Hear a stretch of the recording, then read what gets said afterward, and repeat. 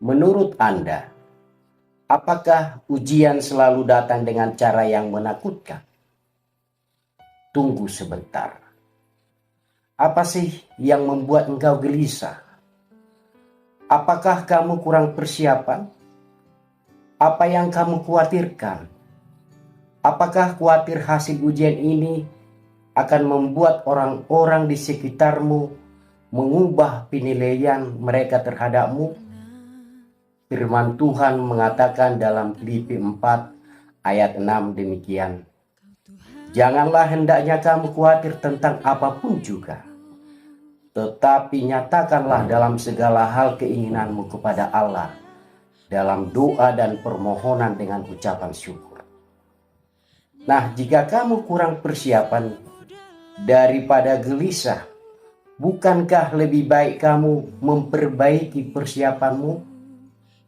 Lalu bagaimana jika waktu yang tersedia sepertinya sudah terlalu mepet untuk mempermantap persiapanmu? Bukankah akan lebih baik jika kamu fokus dengan memantapkan apa yang sudah kamu kuasai daripada gelisah tak jelas dan membabi buta mencoba menguasai hal-hal yang tak mungkin kamu kuasai dalam waktu singkat? Jika kamu khawatir, orang-orang di sekitarmu akan memandang rendah kamu. Jika hasil ujian nanti mengecewakan, bukankah itu lebih menunjukkan siapa mereka daripada siapa kamu? Ujian itu adalah hal yang biasa di dalam kehidupan. Gagal dari salah satu banyak ujian bukanlah akhir dari segala-galanya. Kegagalan seharusnya menjadi motivasi terbesar untuk bangkit lagi. Tuhan Yesus jatuh 3 kali dalam jalan salibnya, dan dia tidak pernah menolak untuk bangkit lagi.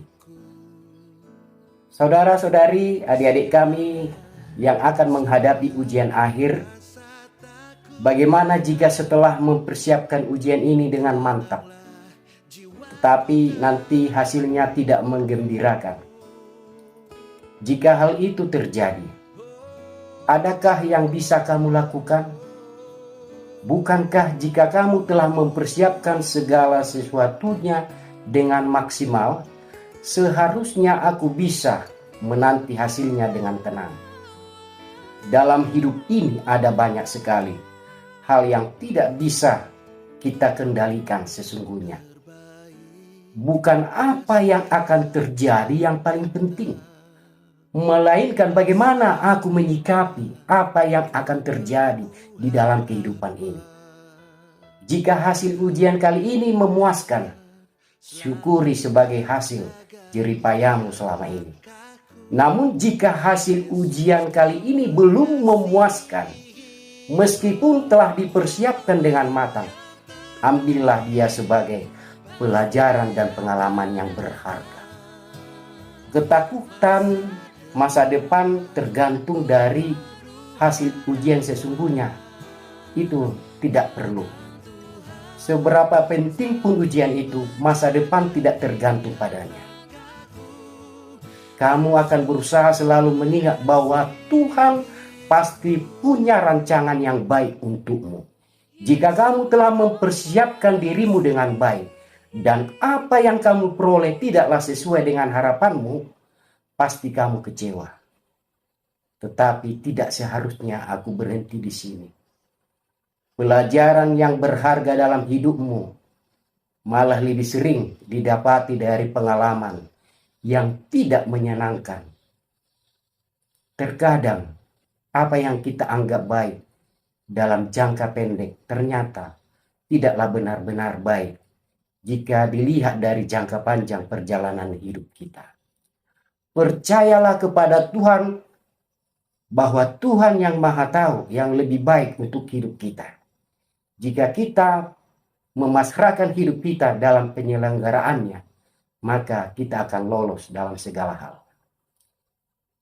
Adik-adik kami yang menjalang ujian, daripada sibuk menghabiskan waktu untuk gelisah tentang sesuatu yang belum tiba adalah lebih baik jika kamu pakai untuk memupuk kepercayaan dirimu. Kamu pasti bisa. Jika kamu merasa telah 100% siap, maka seharusnya tak ada yang perlu kamu khawatirkan. Jika kamu 90% siap, maka kamu harus percaya diri dengan kesiapan yang 90%. Bahkan jika kamu hanya merasa yakin 60%, tidaklah baik jika 40% lagi ketidaksiapanmu justru yang menggeroti dan merusak 60% keyakinanmu. Yang kamu paling butuhkan menjelang ujian adalah kesiapan mental, psikologis, dan fisik. Kamu lebih butuh ketenangan dan kebugaran daripada belajar maraton yang berpotensi mengganggu ketenangan dan merusak kebugaranmu. Jangan sampai kamu menang di meja belajar, tetapi kalah di meja ujian. Doa dan permohonan dengan ucapan syukur, itulah yang kamu andalkan. Kamu harus ingat akan sebuah perkataan dari seorang tokoh Santo Benedictus yang mengatakan, orai labora, berdoa dan bekerja.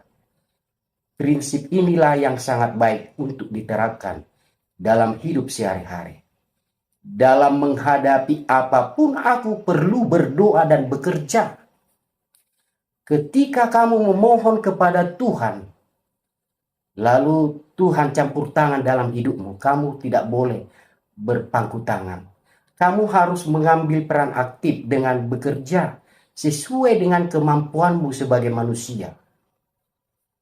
Sembari kita memohon kepada Tuhan supaya disempurnakan hal-hal yang kita rencanakan, maka Tuhan akan sempurnakan dengan percaya diri, dengan iman kita. Kiranya Allah Bapa, Tuhan Yesus Sang Putra dan Roh Kudus, Sang Penolong, untuk memampukan kamu dalam menghadapi setiap ujian di dalam hidupmu. Amin. Shalom, demikian renungan tentang menjelang ujian bagi anak-anak kami sekolah dasar kelas 6, kelas 9 SMP, kelas 12 SMA. Semoga sukses menghadapi ujian. Shalom.